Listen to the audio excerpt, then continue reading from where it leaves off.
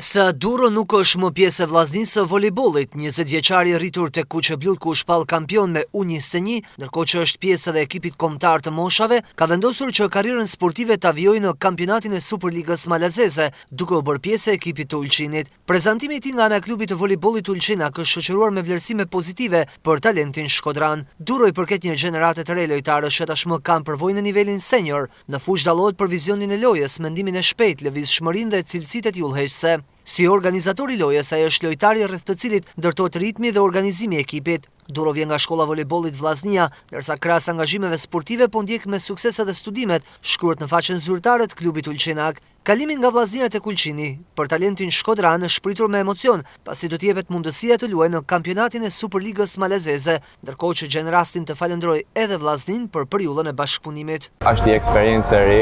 Tonë dini që unë kam luajtur te Vllaznia për 5 vjet, edhe kam menduar që kam nevojë për aventurë të re te ekipi i KV Ulçinit në malin e Zi. Eksperjenca ime te Vllaznia ka qenë shumë e veçantë.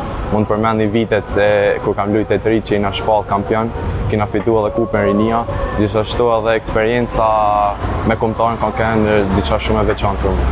Ekipi Ulçinak ishin shumë zum, që më kishin mua në përbamjen e tyre për vitin tjetër, edhe shpresoj që të kena rezultate të mira. Unë besoj që kam bë zgjedhjen e duhur, por Vllaznisë unë i uroj të mirat, sepse unë kam kalu te ai ekip shumë gjana, edhe i uroj sa më shumë suksese dhe arritje sa më të larta.